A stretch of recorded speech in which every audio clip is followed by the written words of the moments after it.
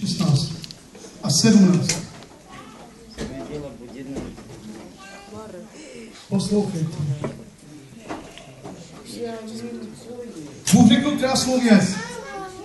Buď rychlý naslouchaním a pomalu mluvením. Amen?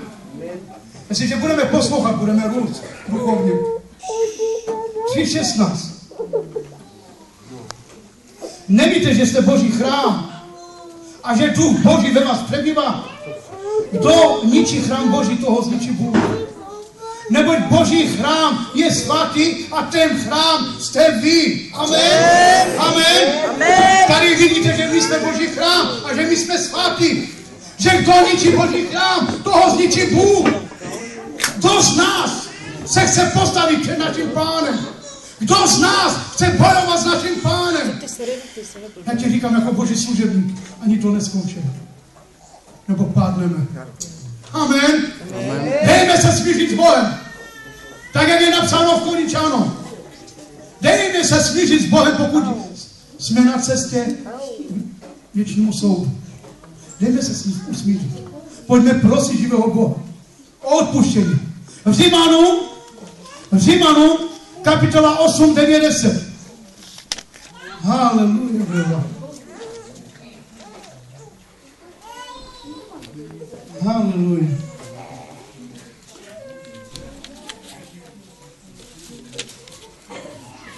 Římanům 8,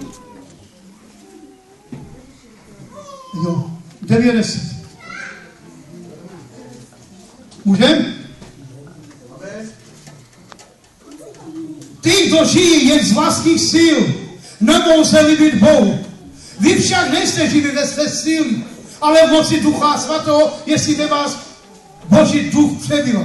Kdo nemá ducha Kristova, ten není jeho. Je-li však ve vás Kristus, pak vaše tělo sice podléhá smrti, protože jste řešili, ale duch dává život, protože jste ospravedlnění. Amen. Amen. Haleluja. Tady vidíte, bratři a sestry, co nám Bůh říká. My nejsme živí z vlastních sil. My nežijeme ze vlastních sil, ale v moci Ducha Svatého, který v nás přebývá. Amen. Ne každý má Ducha Svatého. Protože ještě ne každý je pokrstený ve jménu Otce i Syna i Ducha Svatého. Amen. Proto je důležité, bratři, abyste se nechali pokrstit. Ne pro slávu, aby to lidi viděli, ale proto, že to Bůh žádá. Amen. Amen. Haleluja. 1. Korinským 6, 19, 20. 1. Korinským 6, 19, 20. 19, 20. Haleluja. Či snad nevíte, že vaše tělo je chrámem Ducha Svatého, který ve vás přebývá. A když máte od Boha, nepatříte sami sobě. Bylo za vás zaplaceno, výkupné. Proto svým tělem oslavujte živého Boha. Amen. Amen. Proto je důležité, aby jsme ho oslavovali. Či snad nevíte, že vaše tělo je chrámem Ducha Svatého, když máte od Boha,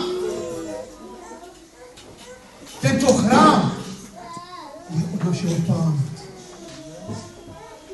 Ale i když jsme poznali pravdu, tak my nadále budeme proklínat. My nadále budeme pomlouvat. My nadále ze sebe budeme činit, že jsme svatí. Nadále si řekneme, že my jsme křesťani, ty nejlepší, a tam ty venku jsou nejhorší, ne, bratře? My jsme ty nejhorší, protože my jsme poznali živého Boha. A ty, kteří jsou venku, neznají našeho Pána. Tak jako 12 apoštolové. Když se prali, když se hádali, když se bodali,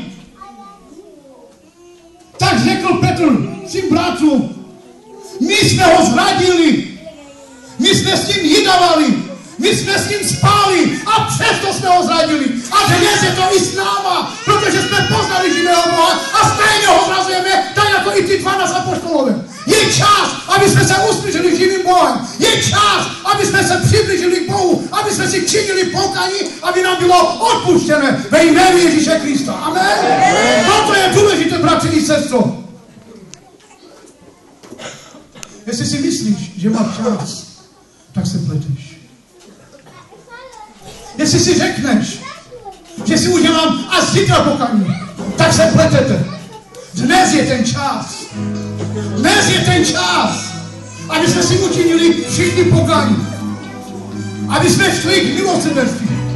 Jestliže budeme stát před živým Bohem, že Bůh nám řekne, pojď dcero, nebo ty jsi má dcero. Pojď synu, nebo ty jsi můj syn. Tady máte místo vedle mě. Tady budete vládnout se mnou. Nikdy nebudete ziznit a nikdy nebudete hladovět. Toto je Bůh sám Ježíš Kristus. Amen. Proto je důležité, aby jsme si činili pokání ve svém životě. Nekoukejte se na druhé lidi. Ty, kteří nepoznali Boha. S týma to půjde ještě hůř. Ale co je na tom nejhorší? Že my jsme poznali živého Boha. Že my jsme se nechali pokrstit. Že my jsme ho udělali naším pánem i spasitelem i králem v našem srdci. A proto je důležité, aby jsme zastavili to zlo. Aby jsme si řekli, dost, od dnešního dne, stop, a postavíme se ďáblovi. A ďábel od nás uteče ve jménu Ježíše Krista. Amen. Musíme každý bratr i sestra vědět, že Duch Boží vládne nade mnou. Amen. Jestliže budeme poslouchat Ježíše Krista, budeme mít život věčný. Amen. Musíme naslouchat živého Boha. Co Duch praví v církvi. Četli jsme. Nastavme všichni už. Pojďme prostě živého Boha. Právě teď. Pojďme, učíme si pokání, protože Ježíš je tady a chce nám každý náš život. Amen. Dnes je ten čas, aby nám bylo odpuštěno. Ne zítra, ne pozítří, ale dnes. Dnes je ten den, aby nám bylo odpuštěno. Amen. Halleluja. To je náš Pán, který nás miluje, který za nás zemřel, který za nás zaplatil svou krví. Amen. Od dnešního dne si musím říct, že vy jste chrám živého Boha a že za vás bylo zaplaceno. Že nepatříte sami sobě, ale živému Bohu. Amen. Nahlas. Amen. Sláva Tobě, Pane. 2. Korinským, kapitola 13. Haleluja. 2. Korinským, kapitola 13. Neposlouchejte lidi, poslouchejte živého Boha. Amen. Člověk za vás nezemřel, náš Pán zemřel za vás. Amen. Haleluja. Takže 2. Korinským, kapitola 13, verš 5, 9 až 11. Amen. Jdeme dál do Božího slova. Sami sebe se ptejte, v skutku žijete z víry, sami sebe zkoumejte, co je... Moment. Sami sebe se ptejte, zda v skutku žijete z víry. Sami sebe zkoumejte, co nechápete, že Ježíš Kristus je mezi vámi. Amen.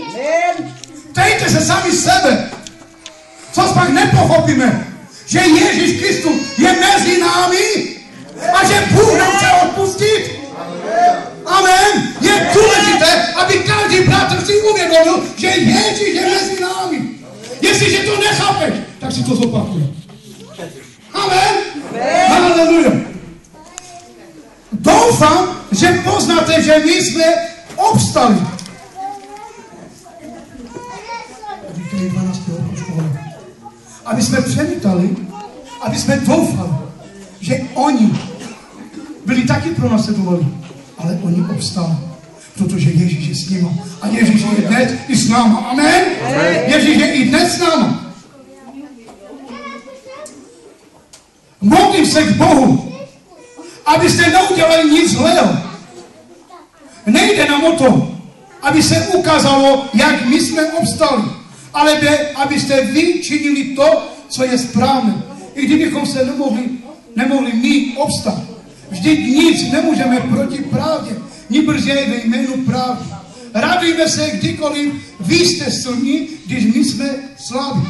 Za to také se modlíme za vaši nápravu. Píšu vám to proto, abych až přijdu, nemusel se činit tvá nespravedlnosti, kterou mi přece Pán dal budovaný nikomu Božím. Amen? Amen.